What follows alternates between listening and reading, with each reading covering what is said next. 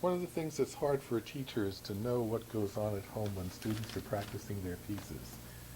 So, would you mind, let's see, you worked on the Clemente again for this Yeah. week? Okay. Would you mind if I just took some notes based on how you practice? Sure. So your job is to pretend I'm not here. Okay, so I do like how I do the You do entire whatever it practice. is you do when you practice at home. You don't have to do anything different. In fact, I'd like you to try. You want to move the bench in a little? Oh, sure.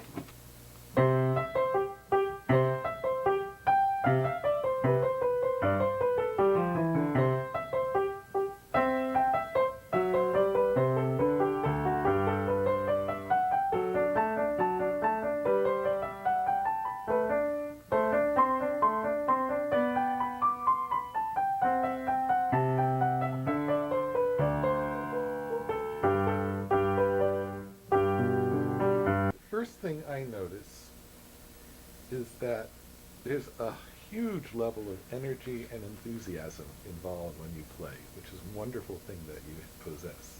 Just a lot of energy goes into things. There are a couple of things you could do that might make your practicing more efficient. Now, what do I mean by more efficient? Efficient means that, like, if you make a mistake, you get rid of the mistake faster, rather than keep having to correct the mistake. So, one thing has to do with hesitations, another thing has to do with wrong notes. Play, play the second half for me again, and as soon as you make a note mistake, would you simply stop playing instead of trying to fix it and go on? Okay.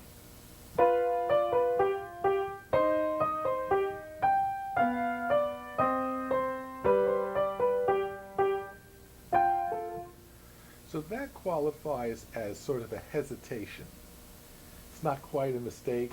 It's just like somebody pushed the pause button on the video for a moment while you figured out what the next notes are. So when you have a hesitation, one of the things you can do is simply, let's see, where is this one? What you can do is back up to a measure before where you made the hesitation happened here, going from here to there. You could practice just this measure and that measure. Don't precede it with anything. Don't follow it with anything. But just practice the connection from here to there. And after, a little bit, you're going to feel comfortable about connecting the two. Okay.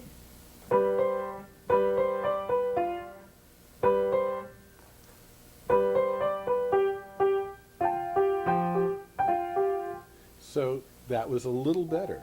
You got the F in your left hand. The pinky in the left hand didn't quite find its G. So you back up again to that previous measure, and we'll connect those two measures. Now you've got it. Let's go on from that point, and the next time you either play a wrong note or hesitate, stop, and we'll deal with it.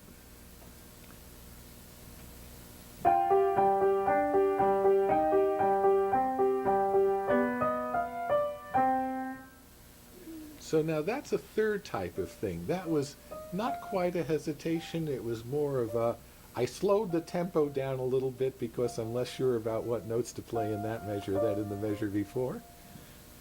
So you could start.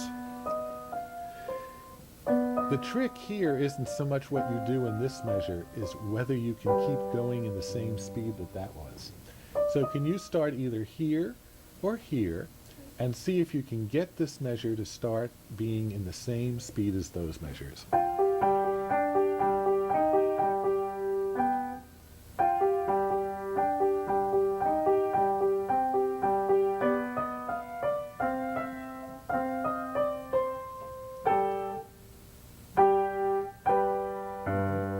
So how many things happened? What were some of the things that happened here?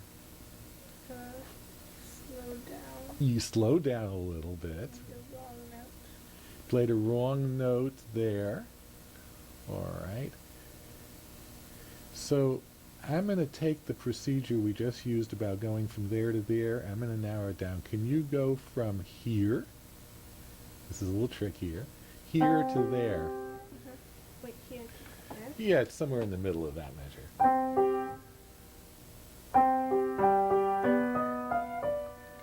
That's fine. Try that a couple of times.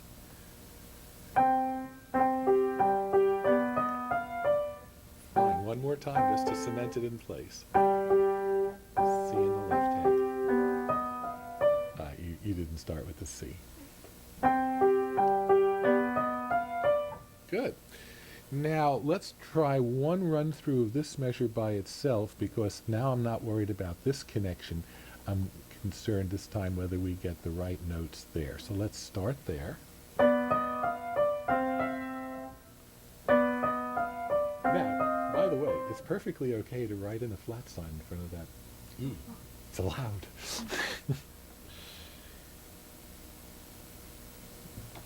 Good. So let's try that measure again. Now, I'm not saying you have to stop this often when you practice, because your energy thing that I was talking about probably makes you prefer not stopping. So I'm not saying we're going to change your behavior at the piano, because I think your energy is a wonderful thing, and I want to keep that first of all. Okay. But sometimes you can use some of the techniques I'm showing you today, and that will have the advantage of getting rid of mistakes really fast. All right, so let's try this measure, and you've got the E flat written in there now. Don't worry. All right, now we have, yeah, that's good. Let's now go back here and see if we can keep going at the same speed here and get the E flat.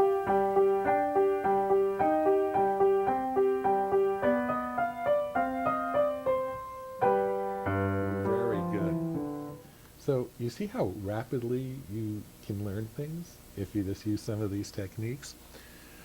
There was an ever so slight hesitation before playing that. So we should either go back to here or even all the way to there so that you land on this on time.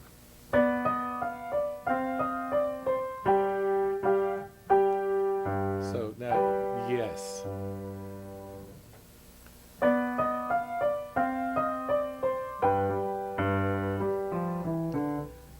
What didn't happen correctly there? Yeah, you played the low G first.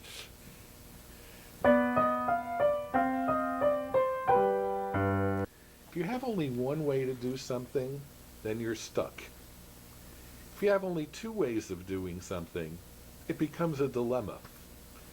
But the more choices that you have on how to do something, the richer you are and the freer you are to progress.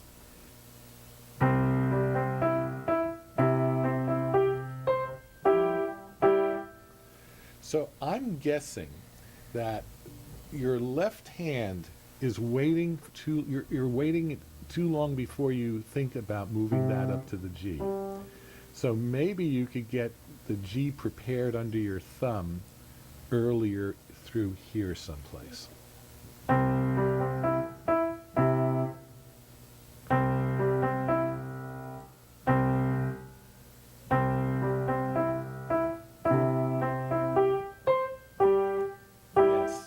That's fine. Work that out again. You're creating a new form of connection in your body in time.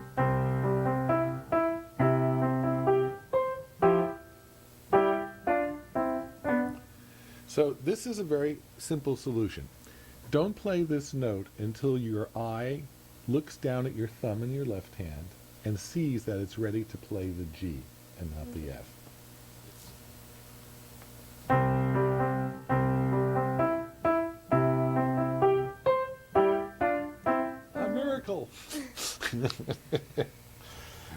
That's another very efficient technique, is if you think you're going to miss a note, just make sure that your eye sees that your finger is on that note a moment before you actually play it.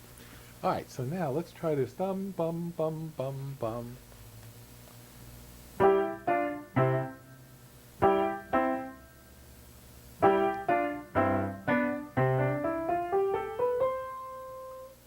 Okay, so that's a hesitation thing, right? So let's run from here to that first note. Try it again. again, but let's do it in full speed. Da da da da da da da da da. So now here's a new technique I'll show you. Put your fingers on the notes that you want to get to here. And just feel what that feels like. That's what it's going to feel like when you get to that point. Now just precede it with something else and then notice that when you get here it feels like that. Good. All right, let's start here and keep going. I'm just practicing with you. But I'm practicing in a more detailed way than you'll probably want to practice at home. But there should be times at home. Let's say you're a half hour at the piano. Maybe 5 minutes at first of that half hour could be this sort of practicing.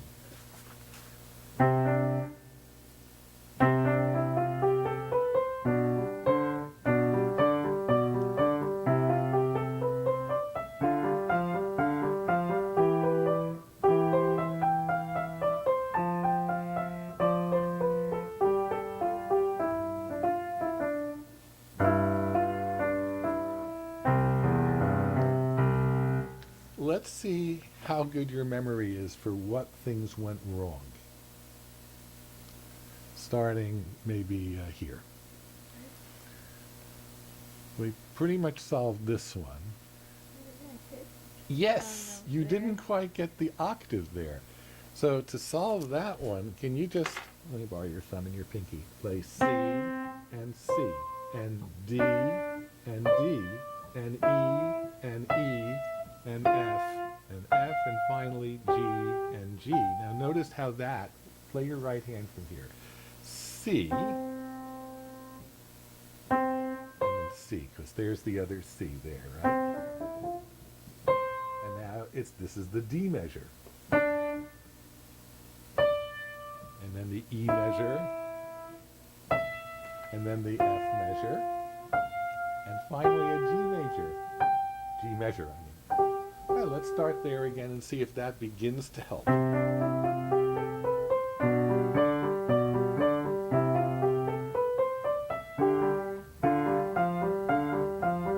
that's much better now. Keep going.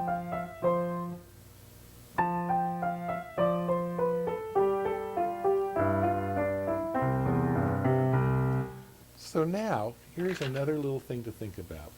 When you come down the scale here, and by the way, what scale is that you're coming down?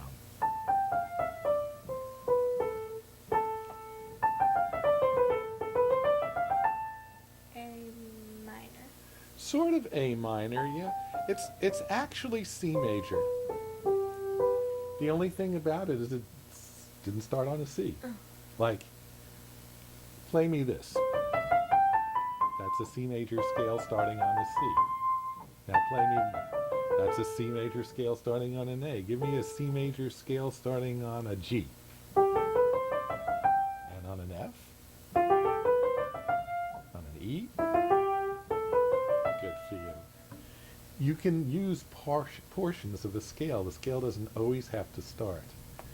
But the important thing is, you know, it's not a G major scale because the F isn't sharp. And it's not an F major scale because the B is not flat. Now, what I was thinking about is when you play this measure, sometimes just by listening to you, I can tell where you come over your thumb onto the fourth finger.